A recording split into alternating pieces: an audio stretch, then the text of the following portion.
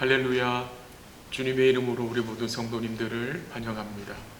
오늘도 복되신 주님을 우리가 함께 예배함으로 우리가 함께 하나님 나아가도록 하겠습니다. 우리 함께 신앙 고백, 사도신경 고백하심으로 우리 3일절 예배를 시작하도록 하겠습니다. 전능하사 천지를 만드신 하나님 아버지를 내가 믿사오며 그 외아들 우리 주 예수 그리스도를 믿사오니 이는 성령으로 잉태하사 동정녀 마리아에게 나시고 본디오 빌라도에게 고난을 받으사 십자가 못 박혀 죽으시고 장사한 지 사흘 만에 죽은 자 가운데서 다시 살아나시며 하늘에 오르사 전능하신 하늘 편 앉아 계시다가 저리오소 산 자와 죽은 자를 심판하러 오시리라. 성령을 믿사오며 거룩한 공예와 성도가 서로 교통하는 것과 죄를 사하여 주시는 것과 몸이 다시 사는 것과 영원히 사는 것을 믿사옵나이다. 아멘.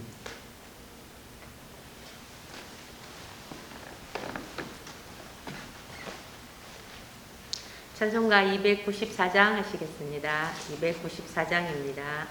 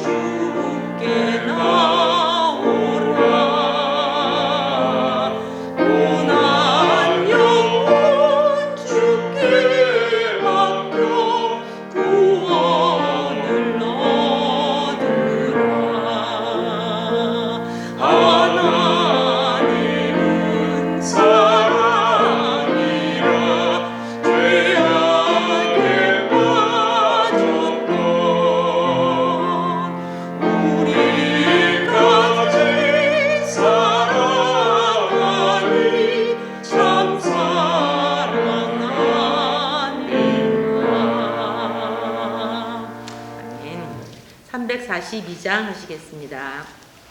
342장입니다.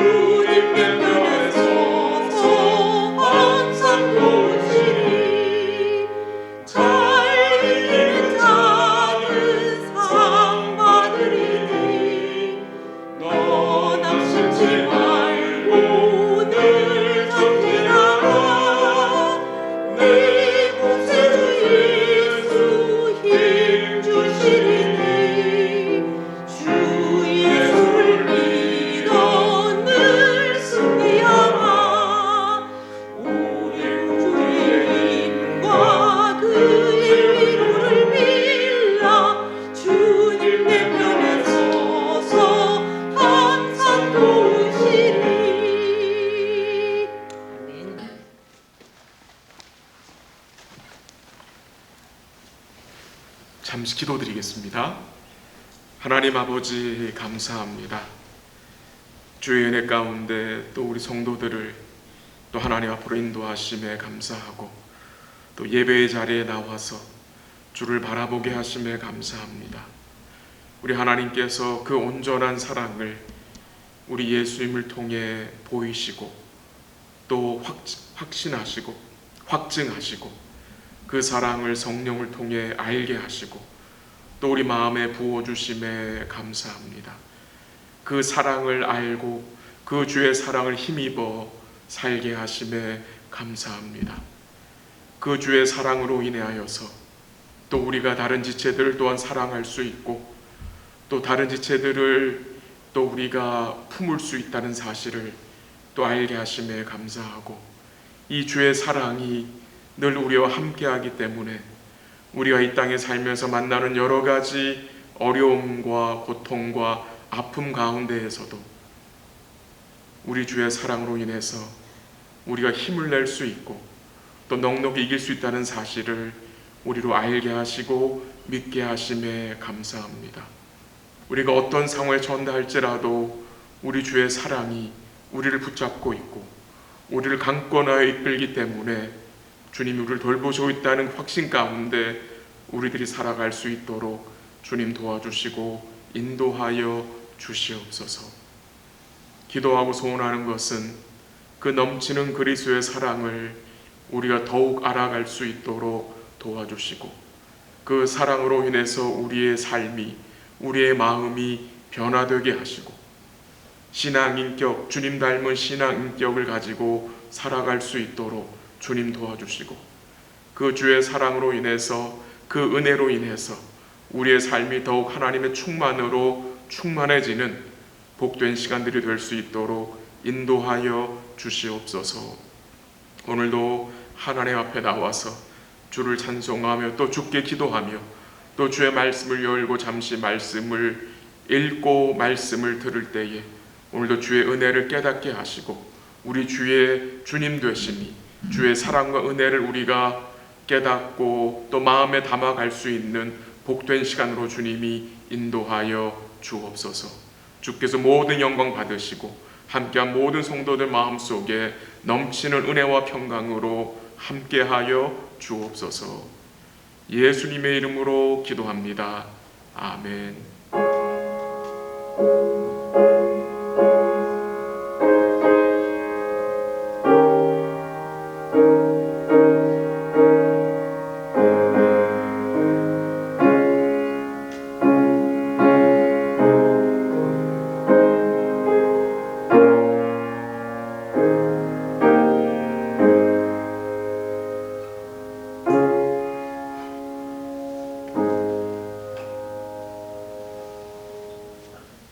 하나님의 말씀 베드로전서입니다.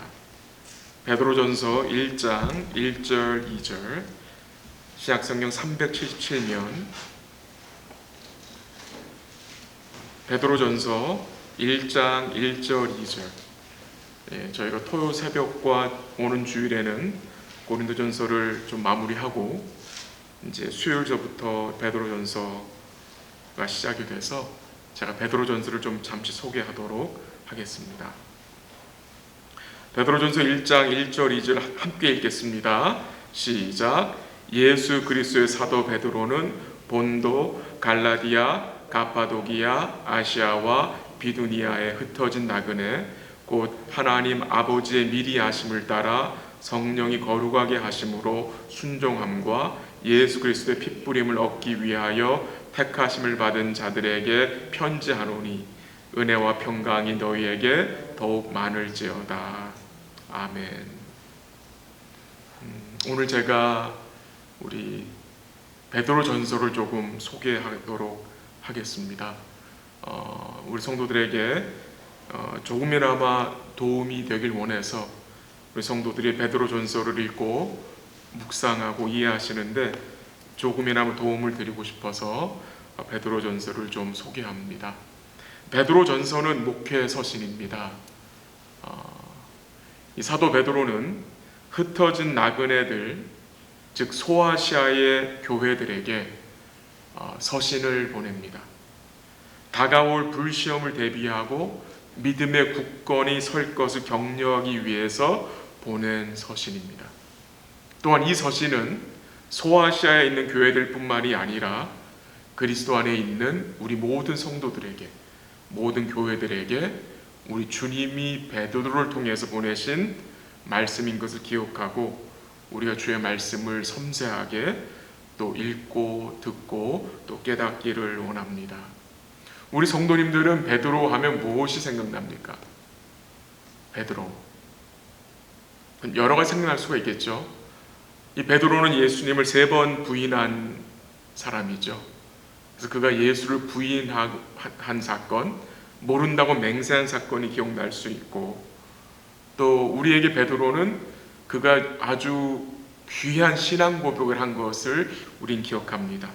주는 그리스도시요 살아계신 하나님의 아들이다라는 고백을 우리가 또 기억할 수 있고요. 또 뭐가 기억날 수 있습니까? 이 베드로는 이 고기를 잡다가 주님이 저기 서 계신 것을 보고, 주님이 오신 것을 보고 겉옷을 입고 바다에 점프해서 주님께로 나아간 또 그 사건을 기억이 납니다. 또 밤새도록 고기를 잡지 못했을 때에 주님의 말씀을 듣고 그 말씀에 순종하여 고기를 잡은 후에 베드로가 예수님 무릎 앞에 엎드려 주여 나를 떠나소서 나는 죄인으로소이다라고 고백한 사건이 또 기억납니다. 또 베드로 하면 무엇이 기억납니까? 닭 울음소리입니다. 닭이 우는 소리를 듣고 베드로가 뭐 했습니까? 애통했죠. 애통한 그 사건이 기억날 수 있고요.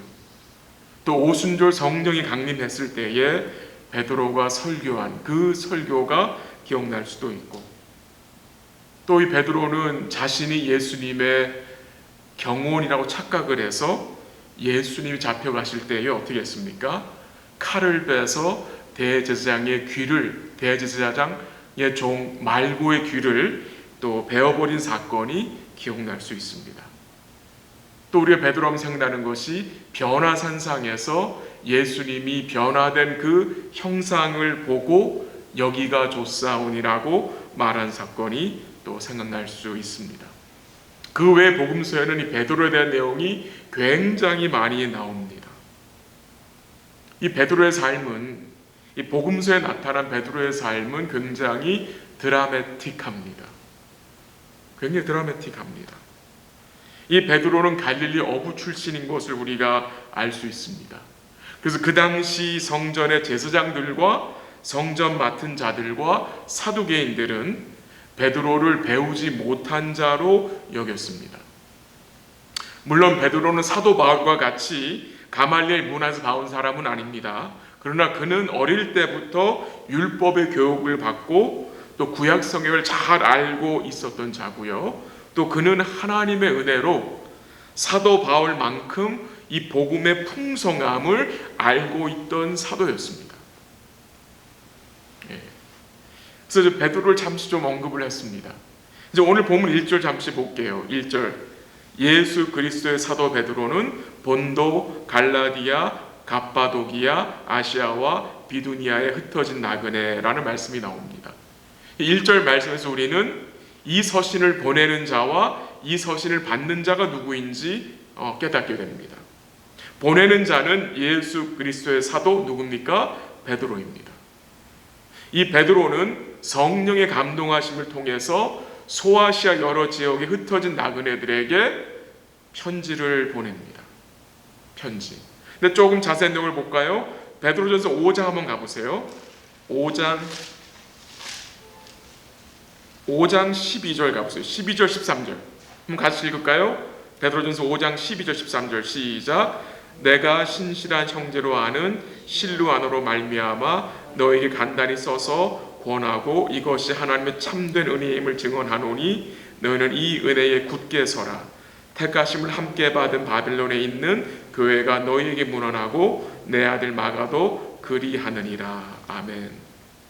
이 베드로전서 이 서신은 물론 베드로가 저자이지만 이 베드로가 실루아노, 신라입니다. 쉽게 생각하면 신라를 통해서 기록하게 하고 이 서신이 이제 소아시아 쪽으로 순회 서신으로 전해지게 된 것입니다. 오늘 본문 1절에서 지역 이름이 나오잖아요. 본도, 갈라디아, 갑바도기아, 아시아, 비두니아. 이 지역들은 지금의 터키 지역으로 우리가 생각하는데요. 그 베드로 당시 이 지역들은 모두 로마의 지배 아래 있던 지역들이었습니다. 5장 13절에 보면요, 택하심을 함께 받은 바벨론에 있는 교회가 너에게 문안한다고 하는데요. 지금 이 5장 13절에서 베드로가 이 서신을 기록할 때에 어디 있었는지를 우리는 알 수 있습니다. 그가 어디 있었어요? 바벨론에 있었어요. 바벨론. 이 표현이 재밌습니다. 이 바벨론은 구약성에 나오는 그 바벨론 제국을 말하는 것이 아닙니다. 왜 아니죠? 베드로 당시에는 바빌론 제국이 이미 오래전에 멸망했기 때문입니다. 지금 베드로가 말하는 이 바벨론은 어디냐? 그 당시 로마입니다. 요한계시록에서도 사도 요한은 바벨론이라는 표현을 했습니다. 그 바벨론은 어디입니까? 그 당시 로마였습니다. 지금 로마로 인해 로마의 박해를 받고 있는 성도들에게 베드로는 격려의 서신을 보내는 것입니다. 그 5장 12절에 보면은 베드로가 이 서신을 보낸 목적이 나오는데요. 뭐라고 나옵니까? 너희에게 간단히 써서 권하고 라는 말씀이죠. 권하고. 이 권한다는 말은 영어 성경에서는 격려라고 했습니다. 격려, encourage라고 했어요. 격려하기 위해서. 불시험 가운데 있는 너희들을 격려하기 위해서. 또 앞으로 다가올 고난받을 것을 위해 너희들을 대비시키기 위해서. 하나님의 참된 은혜를 증언하고 무슨 말씀을 권합니까? 너희는 이 은혜에 뭐하라? 굳게 서라. 굳게 서라고 격려하기 위해서 이 서신을 보낸 겁니다. 은혜 안에 굳게 서라. 은혜에 굳게 서라는 말씀을 전하기 위해서. 이 은혜에 굳게 서라는 말씀의 의미가 무엇입니까? 모든 은혜가 누구에게 있습니까? 주님 안에 있잖아요. 주님이 모든 은혜의 근원이 되시잖아요. 그래서 은혜에 굳게 서라는 말씀은 주님 안에 굳게 서라는 말씀 우리가 이해해도 좋겠습니다.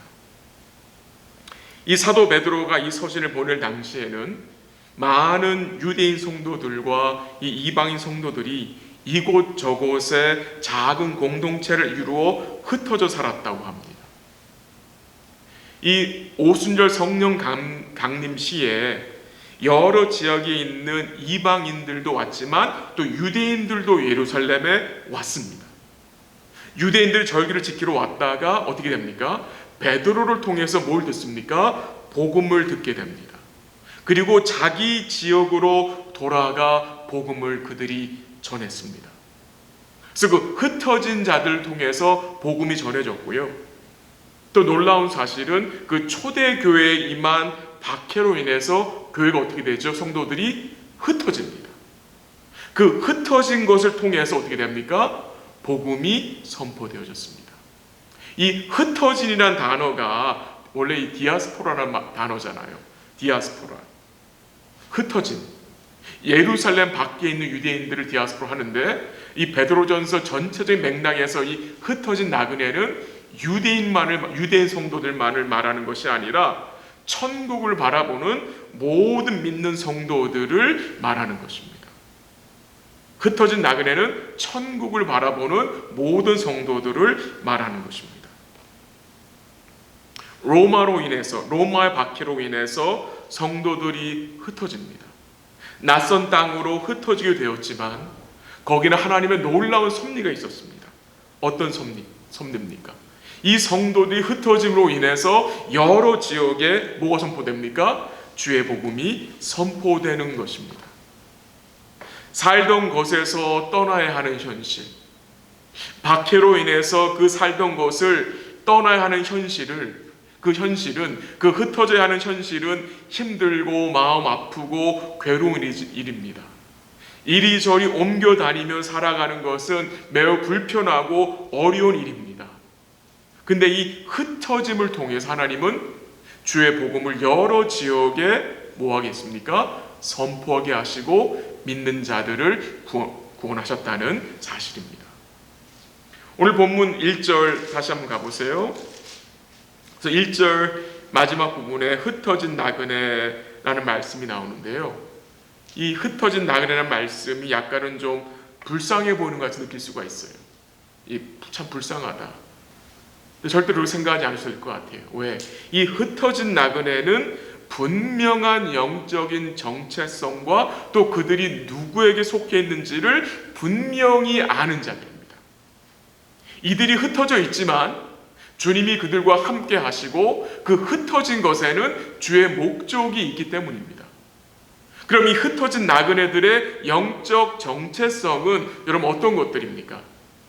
거기에 대해서 2절에서 이제 증거를 합니다. 이 흩어진 나그네들의 영적 정체성이 무엇입니까? 2절 한번 제가 읽어드릴게요. 들어보세요. 곧 하나님 아버지의 미리 아심을 따라 성령이 거룩하게 하심으로 순종함과 예수 그리스도의 핏부림을 얻기 위하여 택하심을 받은 자들에게 편지하노니 은혜와 평강이 너에게 더욱 많을지어다. 좀 문장이 길어요. 좀 이해하기 어려운데 쉽게 말씀을 좀 드려볼게요. 이 흩어진 나그네들의 영적인 정체성 중에 첫 번째는 이들이 어떤 자들이에요? 하나님 아버지의 미리 아심을 받은 자들이에요. 하나님이 아는 자들이라는 거예요. 하나님을 언제부터 알았어요? 영원 전부터 알고 계셨다는 말이에요. 좀 그 말을 다르게 표현하면 어떻게 표현할 수 있습니까? 하나님이 영원 전부터 이 흩어진 나그네들을 뭐 했다는 말입니까? 택했다는 말입니다. 이들은 하나님의 택하심을 받은 자들임을 말하는 것입니다. 이들에게 구원의 은혜가 임했다는 말이죠. 이 하나님의 미리 아심을 받은 자들은 하나님의 구원의 은혜를 누리는 자들이고 그들의 소속이 어디입니까? 분명히 하나님입니다. 그래서 베드로전서 2장 9절에서 이런 말씀 나와요. 한번 들어보세요. 그러나 너희는 택하신 족속이요 왕같은 제사장들이요 거룩한 나라요 그의 소유가 된 백성이니. 놀라운 축복이죠. 이는 너희를 어두운 데서 불러내어 그의 기이한 빛 들어가게 하신 이의 아름다운 덕을 선포하게 하려 하심이라 했습니다. 이 흩어진 나그네들이 어떤 자들이에요? 하나님의 미리 아심을 받은 자들, 하나님이 영원히 택하셔서 구원의 은혜를 베풀어 준 자들이에요. 그래서 이들은 어떤 자들이에요? 왕같은 제사장, 거룩한 나라, 하나님의 소유된 백성이라는 것을 성경이 증거하고 있는 거죠. 하나님이 왜 이들을 미리 하셨습니까? 왜 하나님 이들을 택하셨습니까? 그 목적이 1장 2절에 나와요. 왜 택하셨습니까? 그거 첫 번째는 예수 그리스도의 핏부림을 받게 하기 위함입니다. 왜 택하셨어요? 예수 그리스도의 핏부림을 받게 하기 위해서. 또한 성령의 거룩하게 하심을 받아 순종하는 복된 나그네로 세우기 위해서. 그게 2절의 내용입니다. 놀라운 은혜를 받은 거죠. 흩어진 나그네들이지만 이들의 영적인 정체성은 너무나 분명합니다. 너무나 복된 것입니다. 하나님의 미리 아심을 받고 하나님의 택하심을 받아 구원을 받은 자들이고, 왜 그런 구원을 받게 됩니까? 하나님의 목적이 뭡니까? 그들을 미리 택하신 이유가 핏부림 받게 하기 위해서, 예수의 보혈을 뿌려주시기 위해서. 왜 이들에게 예수의 핏부림이 필요합니까? 죄인이기 때문에. 그렇죠? 죄사함을 얻게 하기 위해서, 예수의 핏부림을 받게 하기 위해서 이들을 미리 아신 거예요. 택하신 거예요. 왜 여러분과 제가 이 예수의 핏부림이 필요합니까? 짐승의 피로는 구원을 받을 수 없기 때문에, 염소와 황소의 피로는 단 하나의 죄도 씻을 수 없기 때문에. 그렇죠? 그래서 예수의 핏부림이 필요한 거잖아요. 이 세상의 그 어떤 것으로도 죄 사함을 받을 수 없기 때문에 예수의 피 뿌려 주심을 우리가 받은 거죠. 이해를 좀 돕기 위해서 베드로전서 1장 18절 보세요. 18절 19절. 18절 19절 제가 한번 읽을게요. 너희가 알거니와 너희 조상이 물려준 헛된 행실에서 대속함을 받은 것은 죄악에서 대속을 받은 것은 뭐래요? 은이나 금같이 없어질 것으로 된 것이 아니요. 19절 같이 오직 흠없고 점없는 어린 양 같은 그리스도의 보배로운 피로 된 것이니라. 그 핏뿌림에 대해서 설명을 하죠. 헛된 행실 곧 죄악에서 대속을 받는 길은 은이나 금이 아니라고 했죠. 썩어질 것으로 없어질 것으로 된 것이 아니라 오직 흠없고 점없는 어린 양 그리스도의 보배로운 피로 된 것을 증거하고 있는 거죠. 이제 예수의 핏뿌림 받은 성도들을 성령이 어떻게 하게 하세요? 성령이 거듭나게 하셔서 거룩함을 받게 하셔서 어떤 자로 세웁니까? 순종하는 자로 세움을 입게 하시는 것입니다. 핏부림 받아 거듭나게 하신 자를 성령께서 거룩하게 하시는 거예요. 그 성도를 통해서 거룩한 열매를 맺히게 하시는 거예요. 우리 주의 은혜를 통해서. 그래서 이 흩어진 나그네들은 불쌍한 자들이 아닙니다. 그들은 거룩한 나그네들입니다. 그들은 이 땅에서 거룩한 하나님의 나그네로 사는 자들입니다. 이 나그네라는 표현, 나그네, 무엇을 의미합니까? 이 땅이 우리의 영원한 집이 아님을 말하는 거죠. 우리가 이 땅에 나그네라는 표현은 우리가 이 땅에서 외국인으로 산다는 말입니다. 임시로 산다는 말이잖아요. 그렇잖아요. 이 우리가 이 땅에서 나그네로 산다는 것은 우리에게는 돌아갈 이 본향이 있다는 말이잖아요. 그래서 우리는 돌아갈 본향의 소망을 두고 사는 자들로 부르심을 받은 자들이잖아요. 또 그 본문 1장 2절 마지막 부분에 보면은 사도 베드로의 기도가 나오죠. 어떤 기도입니까? 은혜와 평강이 너희에게 더욱 많을지어다. 흩어진 나그네들에게 무엇이 함께합니까? 은혜와 평강입니다. 은혜와 평강. 근데 지금 사도 베드로는 더욱 많을지어다. 더욱 많을지어다. 은혜와 평강이 왜 흩어진 나그네들에게 필요합니까? 그 당시 그들이 받은 고난과 박해가 심하기 때문에 그 네로의 박해와 고난을 감당할 수 있는 은혜와 평강을 사도 베드로를 뭐하는 거예요? 교회를 위해서 간구하는 것입니다. 사도 베드로가 소아시아에 고난받는 교회를 위해 넘치는 은혜와 평강을 간구할 수 있는 근거가 무엇입니까, 여러분? 예수님의 핏뿌림 때문입니다. 예수님의 온전한 대속 때문입니다. 예수님의 핏뿌리심의 결과로, 그가 이루신 구원의 결과로 넘치는 은혜와 평강이 모든 고난과 박해 중에 있는 성도들에게 뭐합니까? 함께 한다는 사실입니다. 그래서 흩어진 나그네들은 어떤 자들입니까? 복받은 자들입니다. 여러분과 제가 주님 안에 소유한 이 평강, 이 세상은 모르는 평강입니다. 이 평강은 세상이 빼앗아 갈 수 없는 위로부터 임한 우리 주님의 평강입니다. 십자가에 죽으시고 3일째 부활하신 주님이 제자들을 찾아오셔서 제일 먼저 하신 말씀 무엇인지 혹시 기억나세요? 너에게 평강이 있을지어다 라고 말씀했습니다.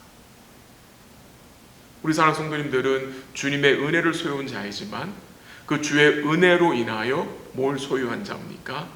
평강입니다. 어려움 가운데서도, 힘든 삶 가운데서도, 고통과 아픔 가운데서도 우리는 주의 평강을 누릴 수 있는 자들임을 기억하시길 바랍니다. 우리 예수님 때문에. 이 베드로전서가 5장까지 있는데요. 이 5장에서 사도 베드로가 강조하는 내용이 좀 있어요. 그걸 한 3가지로 정리하면 이렇게 생각할 수 있습니다. 첫 번째는 복음입니다. 베드로는 복음 자체를 강조합니다. 베드로는 복음을 농축해서 증거합니다. 그리고 두 번째는 복음에 합당한 삶입니다.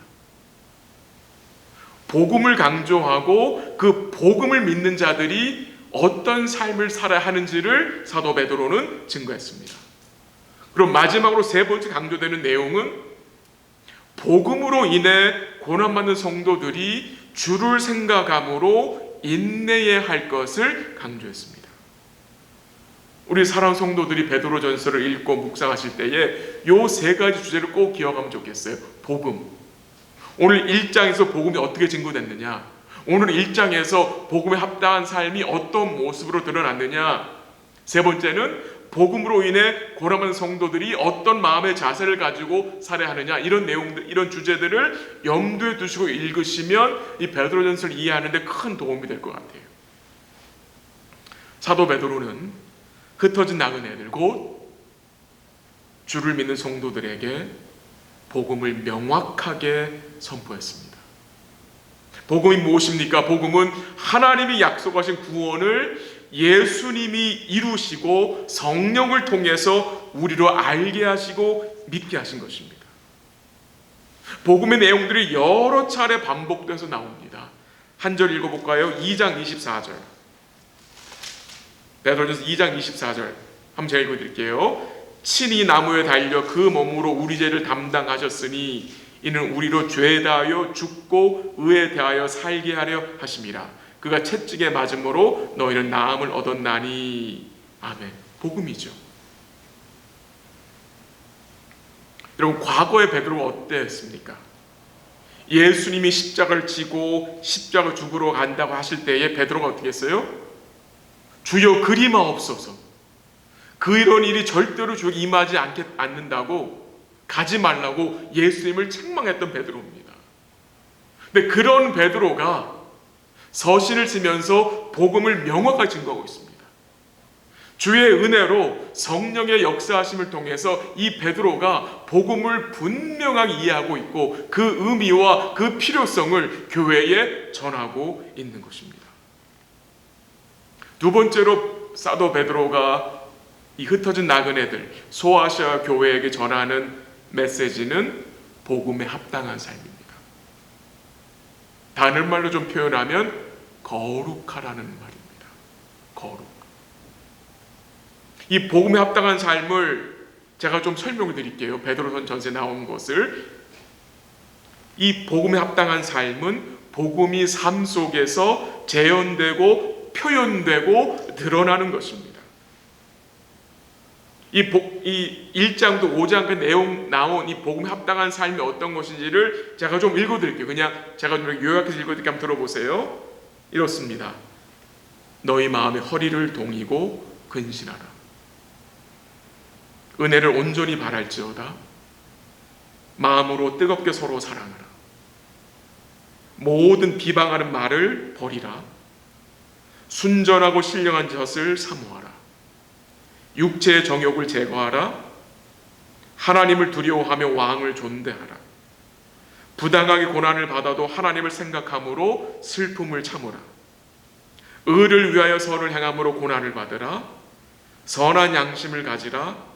정신을 차리고 근신하여 기도하라. 서로 대접하기를 원망 없이 하라. 선한 청지기같이 서로 봉사하라. 너희를 연단하려고 오는 불시험을 이상한 일 당하는 것 같이 이상하게 여기지 말고 주의 고난에 참여하는 것으로 즐거워하라. 서로 겸손으로 허리를 동이라. 너희 염려를 다 주께 맡기라. 마귀를 대적하라. 은혜에 굳게 서라. 사랑의 입맞춤으로 서로 무난하라 등등의 말씀이 나옵니다. 이런 여러 말씀들이 복음에 합당한 삶을 드러내는 삶이 무엇인지를 우리에게 말해주는 것입니다. 그리고 세 번째 강조되는 내용은 이 성도들이 받게 되는 이 고난, 이 불시험에 대해서 사도 베드로는 인내하라고 강조합니다.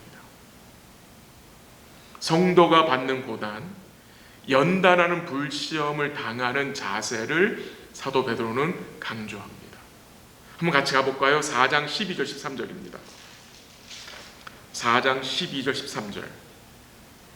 제가 한번 읽어드릴게요. 베드로전서 4장 12절 13절. 사랑하는 자들아, 너희를 연단하려고 오는 불시험을 이상한 일 당하는 것 같이 이상히 여기지 말고 오히려 너희가 그리스도의 고난에 참여하는 것으로 즐거워하라. 이는 그의 영광을 나타나실 때에 너희로 즐거워하고 기뻐하게 하려 함이라.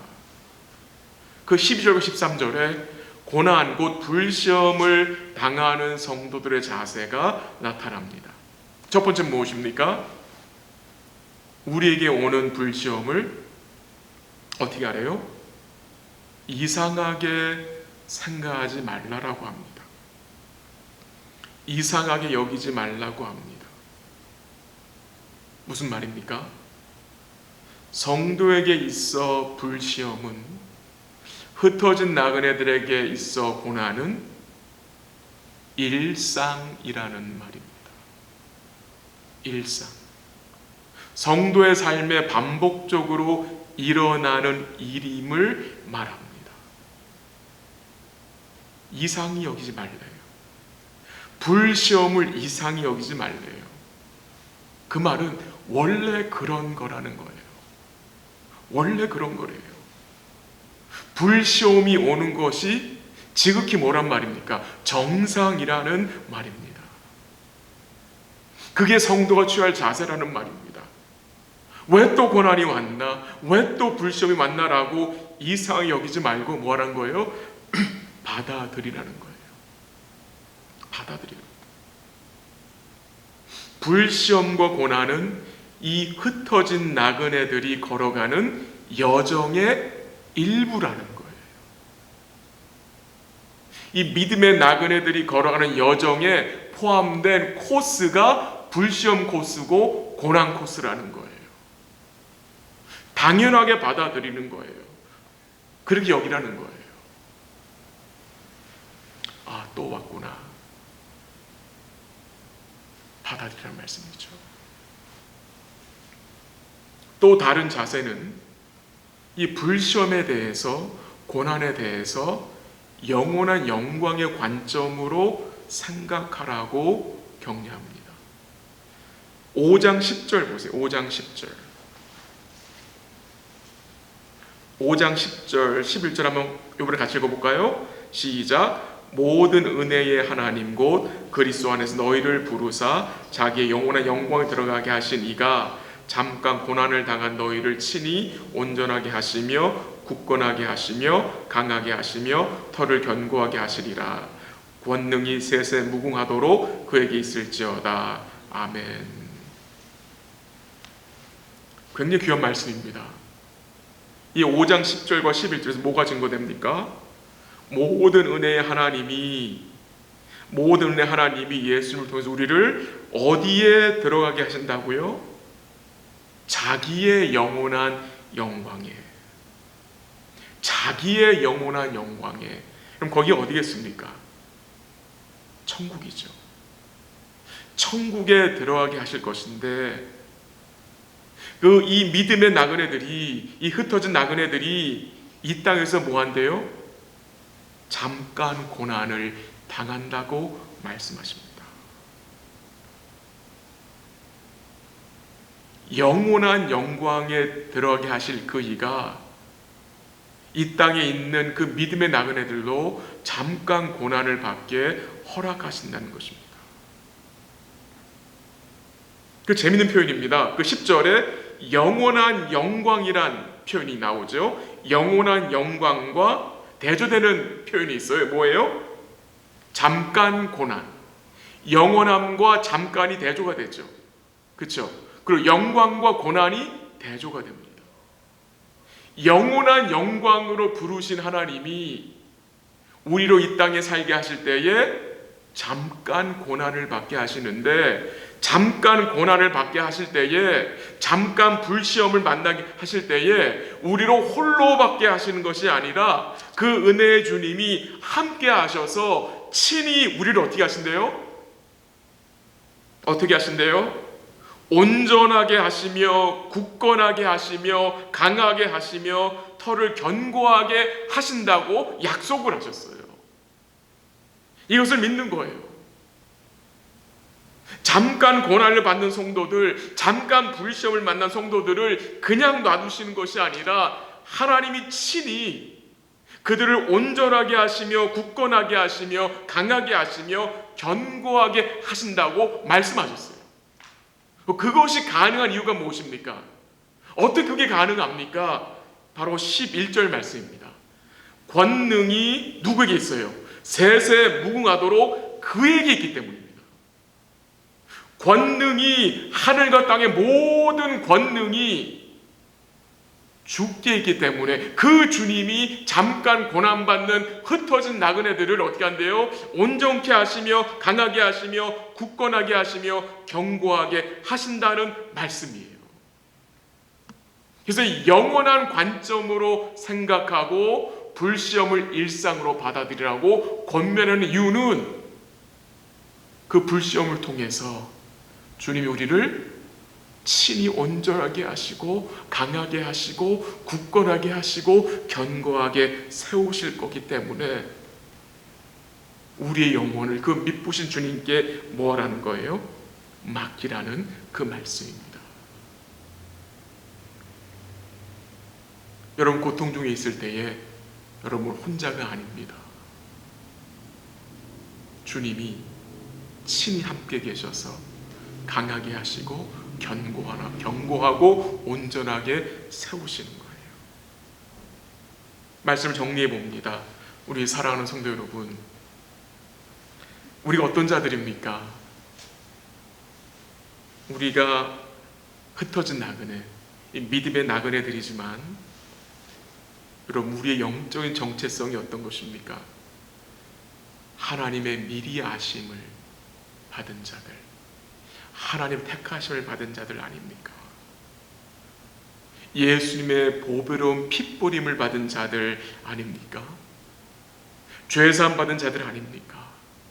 또한 성령으로 거듭나게 하셔서 우리로 순종하게 하사 주의 거룩함을 드러낼 수 있는 복된 자들로 주님이 우리를 불러주셨다는 사실을 꼭 기억하시기를 바랍니다.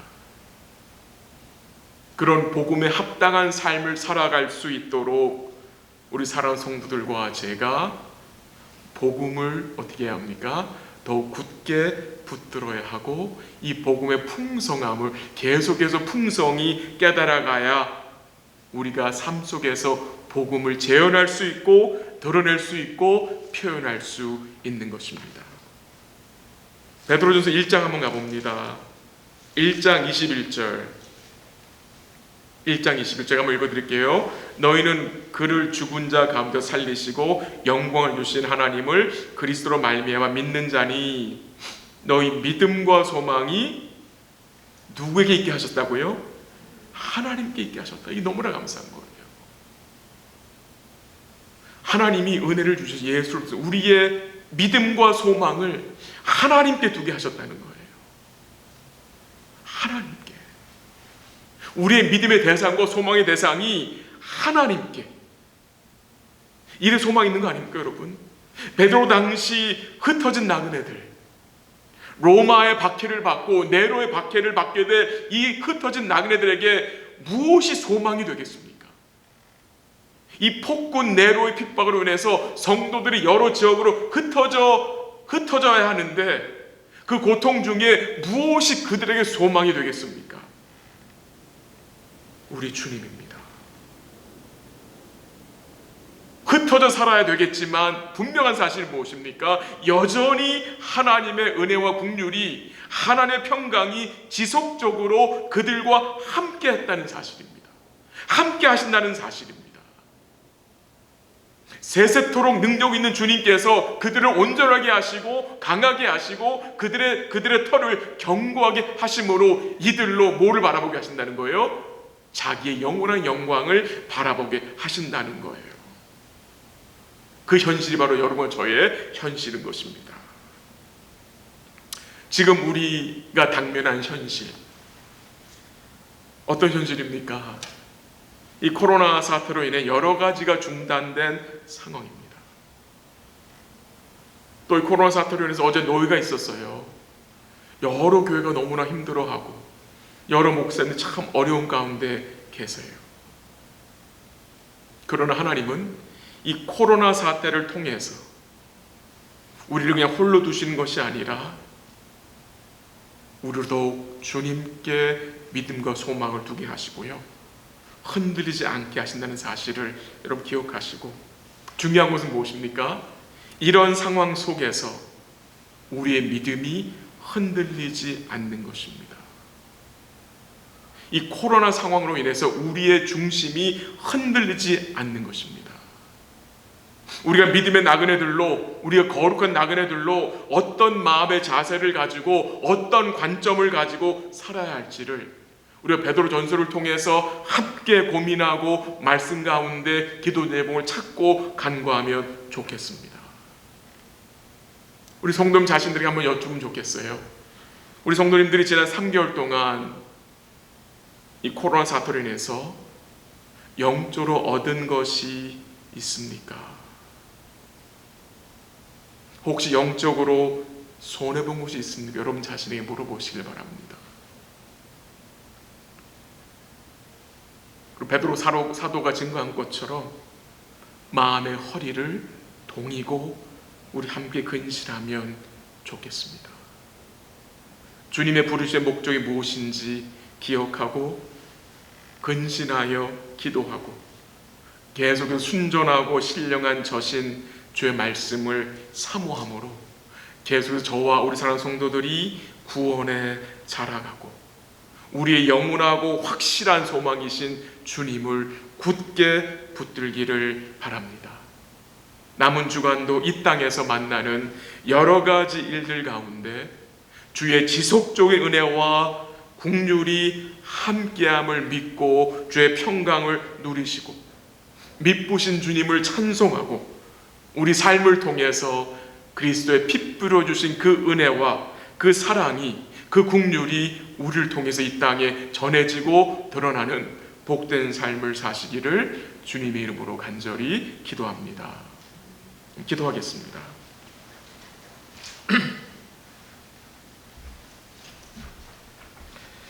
말씀을 잠시 또 나눴습니다. 여러분 마음속에 어떤 말씀이 다 담겨졌습니까? 기억하시고 기도하시고요. 오늘 같이 기도하기 원하는 것은요, 이번 주일부터 주일 예배가 시작이 됩니다. 성도들이 또 주의 은혜를 사모하는 마음으로 또 함께 모여서 안전하게 또 은혜롭게 주를 예배하고 또 주를 찬송할 수 있도록 또 믿음으로 주의 성찬에 참여하여 참된 양식과 참된 음료를 우리가 먹고 마심으로 주를 힘입어 살 수 있도록 기도하시고, 오늘은 우리 노예 산하에 여러 교회들을 위해서 좀 기도하면 좋겠습니다. 어려운 교회들이 참 많고요, 어려운 목사님 참 많이 계세요. 우리 하나님께서 힘을 주셔서 이 어려운 상황 속에서 우리 목사님들이, 우리 교회들이 낙심하지 않고 복음으로 힘을 내고 강건해질 수 있도록, 도리어 힘을 낼 수 있도록, 또 교회들이 잘 회복되어지고 성령으로 충만한 시간들이 될 수 있도록 교회들을 좀 기도로 부탁드리고요. 또 몸이 아픈 성도들을 위해서 기도 부탁을 드립니다. 여러분 머릿속에 마음 기억나는 성도들을 위해서 기도하시고, 또 우리 조기석 권사님 요번 또 금요일날 또 백내장 수술하시는데 잘 수술될 수 있도록 잘 완쾌될 수 있도록 기도해 주시고요. 계속 유진은 집사님 위해서 기도하시고, 여러분 마음속에 떠오르는 성도님들 위해서, 어려운 성도를 위해서 잠시 기도하고 제가 마무리 기도하도록 하겠습니다. 기도하겠습니다. 하나님 아버지 감사합니다. 주의 말씀을 잠시 우리가 읽고 나누었습니다. 하나님 아버지, 우리가 어떤 자들인지 무엇을 위해 살아야 할지를 또 알게 하시고 깨닫게 하심에 감사하고, 어떤 관점을 소유할지를 생각하게 하심에 감사합니다. 믿음의 관점을 가지고, 영원한 영광의 관점을 가지고 이 땅에서 만나는 여러 가지 일들을 우리가 믿음으로 반응하고 살 수 있도록 주님이 도와주시고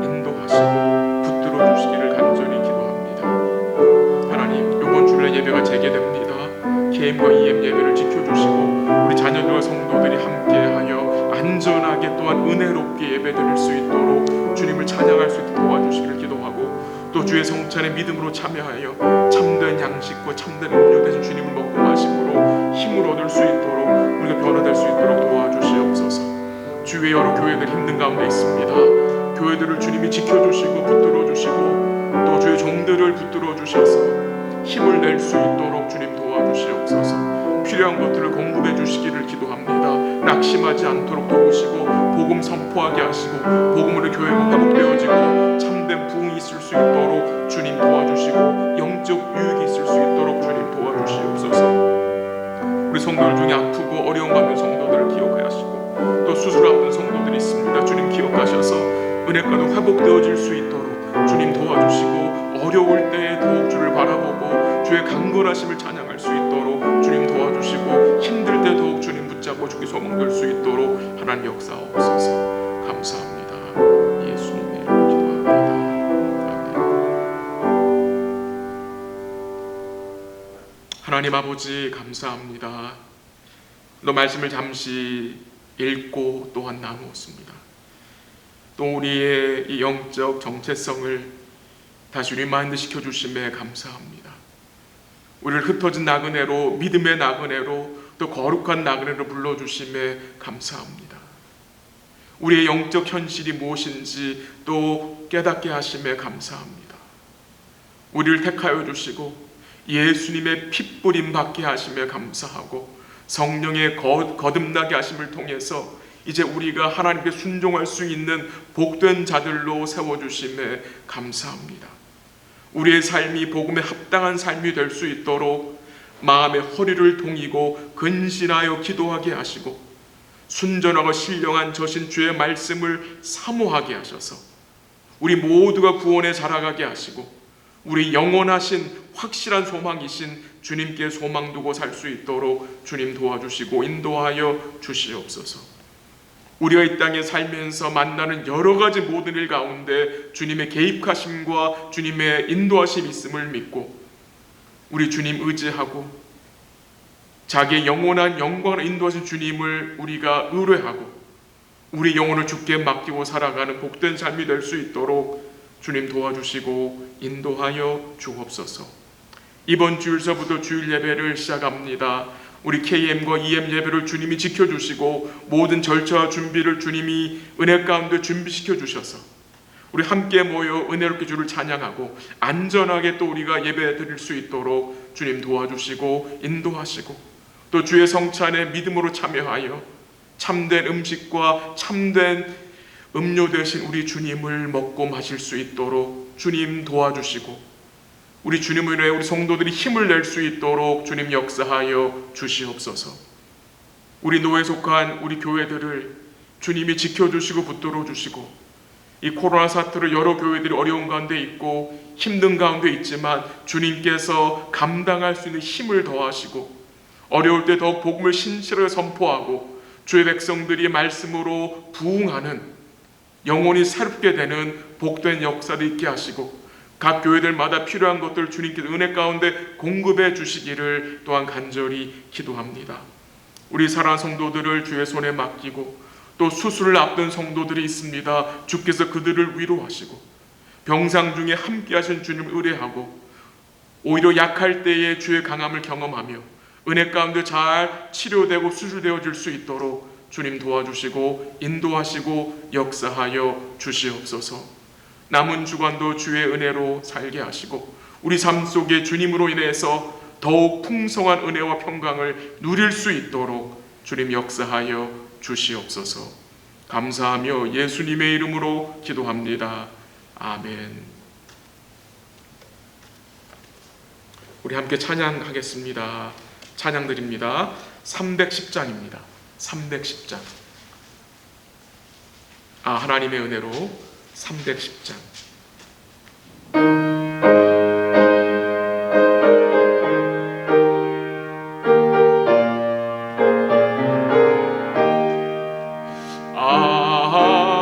하나님의 은혜로 있을 데 없는 자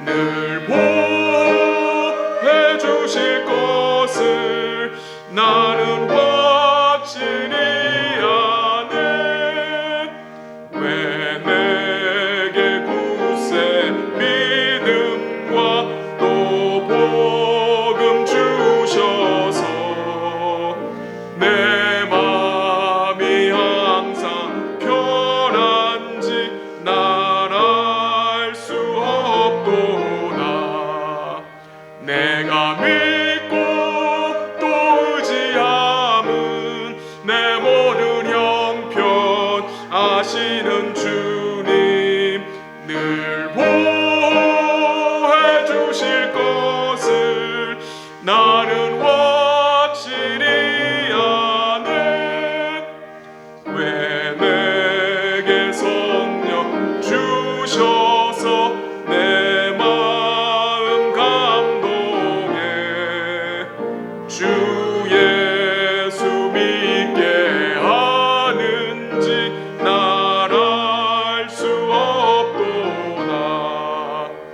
내가 믿고 또 의지함은 내 모든 형편 아시는 주님 늘 보호해 주실 것을 나는 확실히 아네. 주 언제 강림하실지 혹 밤에 혹 낮에 또 주님 만날 그것도 난 알 수 없도다. 내가 믿고 또 의지함은 내 모든 형편 아시는 주님 늘 보호해 주실 것을 나는 확실히 아네. 아멘. 우리 함께 주기도문으로 예배를 폐합니다. 하늘에 계신 우리 아버지여, 이름이 거룩히 여김을 받으시오며 나라의 마옵시며 뜻이 하늘에서 이룬 것 같이 땅에서 이루어지이다. 오늘날 우리에게 일용할 양식을 주옵시고 우리가 우리에게 죄진 자를 사하여 준 것 같이 우리 죄를 사하여 주옵시고 우리를 시험에 들게 하지 마옵시고 다만 악에서 구하옵소서. 나라와 권세와 영광이 아버지께 영원히 있사옵나이다. 아멘.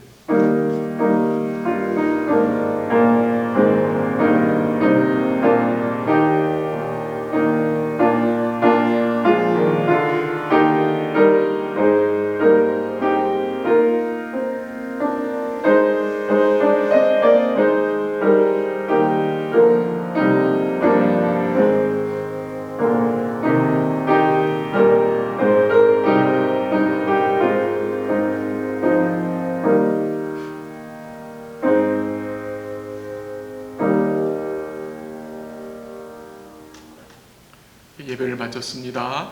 남은 주간도 주의 은혜 가운데 잘 지내시다가 이번 주일 오후 1시 우리 교회에서 반갑게 만나기를 원합니다. 사랑합니다.